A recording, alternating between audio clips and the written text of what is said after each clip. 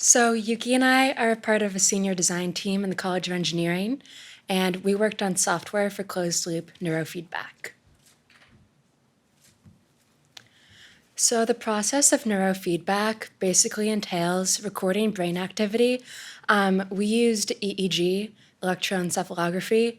It's a non-invasive way of basically putting sensors on select part of the brains and then recording that information. All of that information gets sent to a computer, which has an algorithm that basically monitors everything that's happening in your brain. And it's looking for a certain pattern based on what you're using the neurofeedback device for. So when it sees that pattern, it's going to have a response. We were specifically interested in using neurofeedback to improve the quality of sleep. As engineering students, improving our quality of sleep is an issue we care deeply about, but it turns out a lot of other people care about it too. An estimated 13.6 million American adults have sleep disorders. This includes anything from narcolepsy, insomnia, sleep apnea, and so many more. All of these disorders require treatment because they do have physical, emotional, and mental ramifications. So collectively, they cost the US healthcare system an estimated $94.9 billion annually. And it's also a pretty lucrative niche, even people who don't have sleep issues.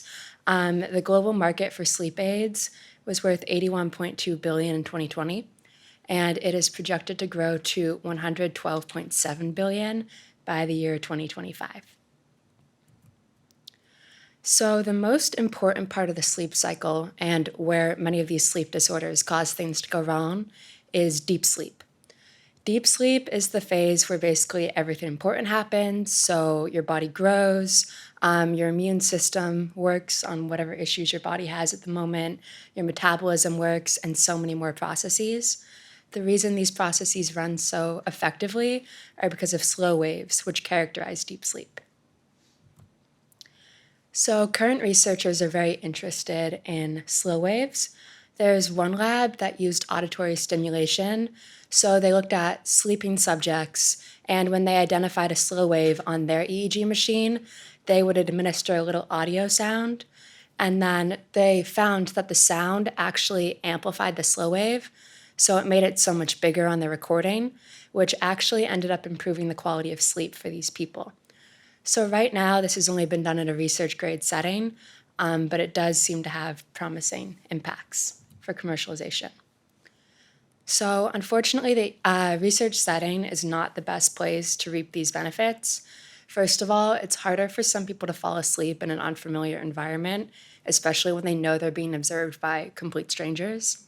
There are also scheduling commitments on the part of both the researcher, the trained technician, and the person who comes in to be the subject. And it can also be uncomfortable to fall asleep in one of those research beds. So we had the idea that we would create an algorithm that administers this neurofeedback, but for commercial grade EEG devices. So a person could wear the headband shown in this image while they go to sleep in their own bed at home, and they could use it every night, which would be so much more consistent, which would actually allow them to reap the benefits of this device so much more. So the first step of this solution is to determine the location of the slow waves in the EEG. So as you can see here, this is a sample stretch of EEG data. The slow wave is at the beginning, and then there are spindles. So we needed to make sure our algorithm could pick out the slow waves from the spindles. And then we wanted to administer in the ascending phase. So basically, when the pattern of the waveform is going upward, because that's what research said was most effective. So we basically had to find a way to predict the angle of each waveform. And we did that using a recurrent neural network that we'll describe in more detail later. Finally, once we had identified the proper place to administer the stimulus, we had to deliver the sound to actually bring about this effect. So we also broke this up into 4 simple objectives. First was just make sure that we have a stable connection between the EEG headband that was collecting data and the computer. And then secondly, we had to develop this RNN model. This was a machine learning technique, so it requires training with human subject data. And that model was going to predict the angle phase of the slow wave sleep waveforms. So basically telling us if we were in the ascending phase that we wanted. Finally, we had to determine some other criteria for audio stimulation real time. For example, we had to make sure the subjects were actually asleep, otherwise this device would not be doing what we designed it to do. And finally, we just wanted to collect some data to analyze our algorithm performance and validate the accuracy. So we set some specific metrics for the algorithm. We wanted to stimulate during the ascending phase of the slow wave, which you can see on the graph, and we needed to make sure that it wouldn't wake the subject up during stimulation. So just as Emma has mentioned, the goal of our algorithm is to deliver sound at the ascending phase of the slow wave.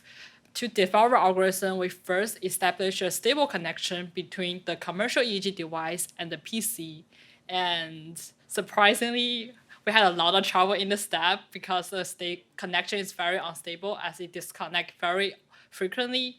To solve our problem, we implement the try and catch block to automatically reconnect the device whenever it's disconnected, and we was able to achieve greater than 2 hours of continuous data collection. After we achieve stable connection, we collect some preliminary data. So next goal is to find a way to extract the slow wave and identify the ascending phase. However, the data we collected from the EEG headband is very complex as it contains multiple frequency. And the frequency we're interested in is only between 0.5 to 2 Hertz, which is characterized by the slow wave. So to extract the slow wave and remove unwanted frequency, we developed a bandpass filter to extract slow wave. As shown in the diagram, the filter data is a lot smoother than the raw EEG data because higher frequency component was filtered by our filter. So like, how can we know if we're delivering at ascending phase of slow wave? The phase was calculated by the instantaneous phase angle by the RNN. We choose RNN because it is suitable for modeling the 10 series data. So we train the RNN using the preliminary data collected from a lot of group members, and 3 input was fed into a model: the raw EEG, the forward filter EEG, and the backward difference. These 3 inputs contains different information that is needed for our model to produce the phase angle.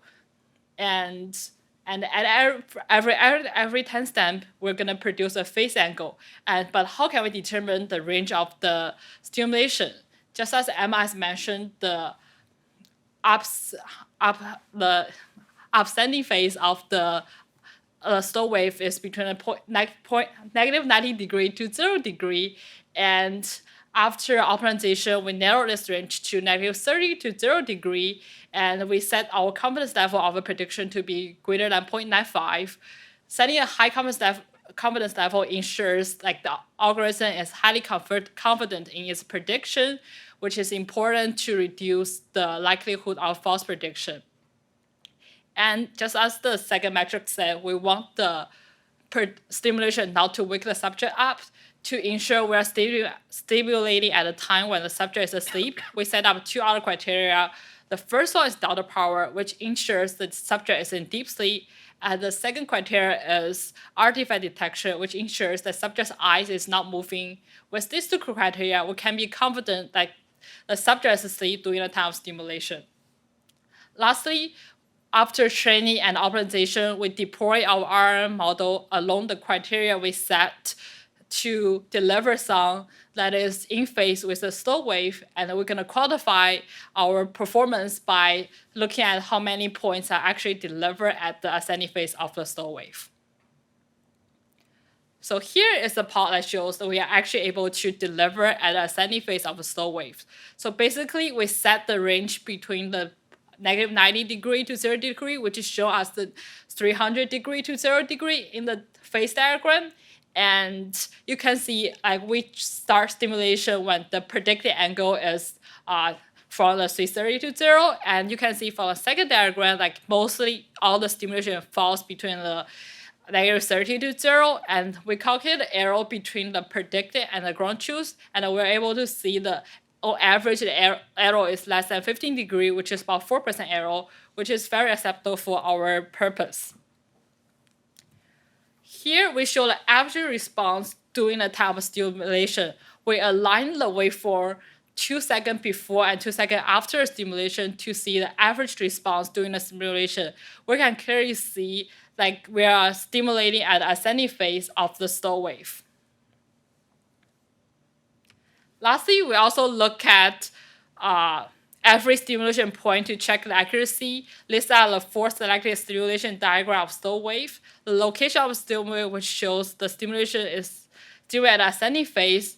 You can see from every one of them is actually at an ascending phase. So we accurately and precisely deliver a time that is predicted by our algorithm, and we're able to achieve the effect of the stimulating at the ascending phase of the slow wave. So hopefully that wasn't too jargon heavy. We're very used to presenting to engineers about this. But basically, to sum it up, our algorithm did what we wanted it to. It predicted the phase angle of the slow waves with high accuracy, and the subject remained asleep. So we were very happy about that. As a future direction, we would address one limitation that we faced. This gentleman here wearing the headband is one of our group members, Yuhan. Our development of the software was somewhat limited by the fact that our hardware was very old. It was a first generation EEG headband from a company that's made like 3 generations of EEG headbands. So this headband had been through a lot, and it only fit on Yuhan's head. It fell off every single other group member, so we had a sample size of 1 person. Ideally, it's better to get more subjects. So in the future, we would like to expand that, especially since everyone's slow wave patterns are different. So while this algorithm is great for Yuhan, it is not yet ready for the general public. We'd also like to thank our mentors in the Lewis Lab, Dr. Laura Lewis, Dr. Len Jacob, and Josh Levitt. And thank you for listening.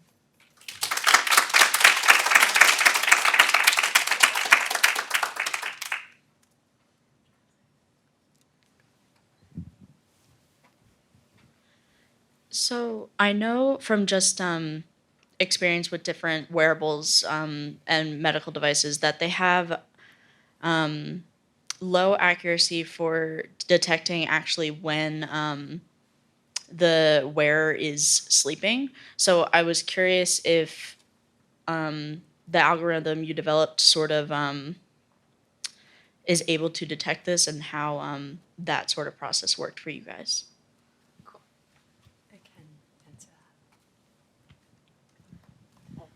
Should we just use that mic? Yeah, that's a better idea. So basically, we had a couple of different biomarkers that we used to detect when someone was actually sleeping.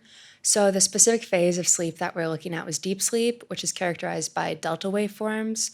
So there's a certain frequency band where we're able to cut off anything that was outside of that. And then also on EEG recordings, there's something called artifacts, which are basically anything that isn't brain activity, but it's going to pop up because it happened in your body. So when you blink or if you open your eyes, it produces an artifact. So we figured if a person is opening their eyes, obviously they're like not really in deep sleep. So we set a limit to the amount of artifacts we're allowed to detect in a given period.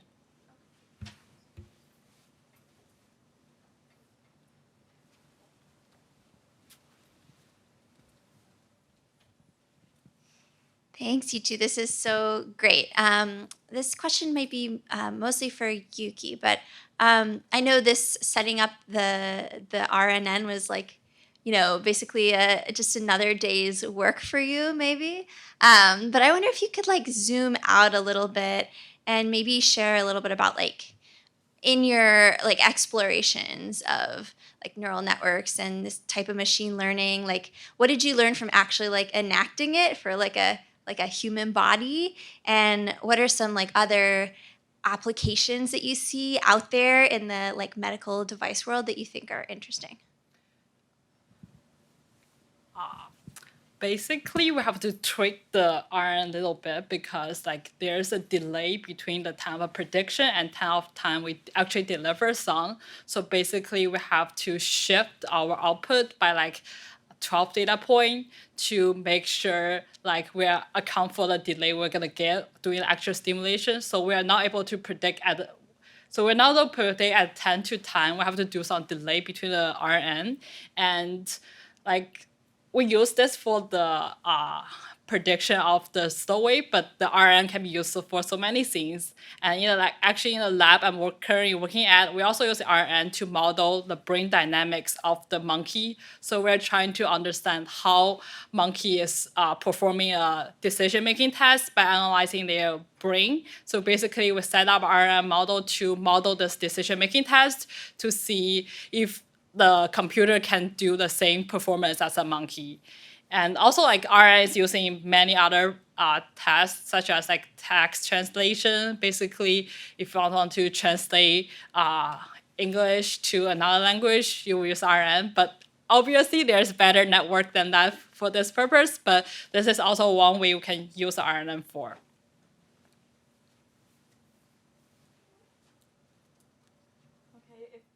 Have no other questions. I actually have a question. So for people, I know that you said the headband was a little bit of a workaround. So for people who like move a lot in their sleep, or maybe like sleep on their arms or something, are there any safeguards that you plan to put into the design to account for that? Or like would the software be able to detect the waves the same way if the headband is like shifted upwards versus to the side?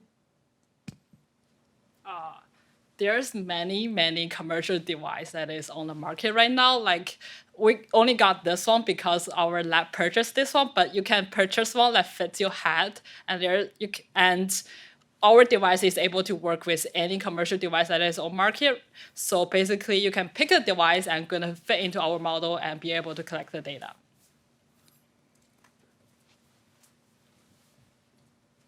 I'm curious about how someone who had one of these EEG devices and wanted to use your software would be able to use it in their own life. Like, is it pretty easy to connect the two and then set it up and use it to improve your sleep? Yeah, so the device is paired with the algorithm through Bluetooth. So pretty much every EEG device functions that way at this point. So it's pretty easy. You just have to press play. You don't have to do anything else.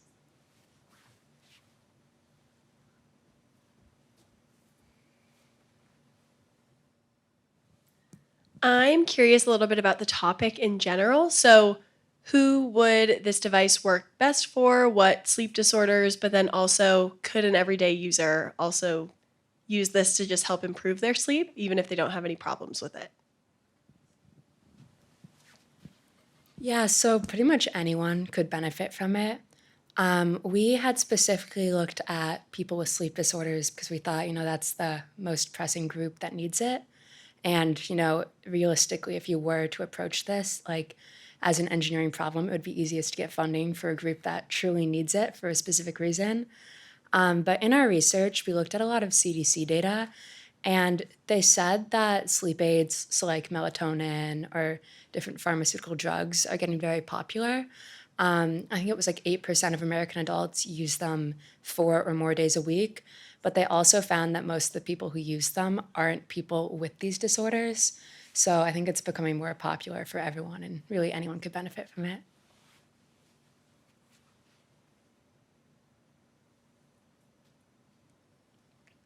Okay, thank you so much. Round of applause.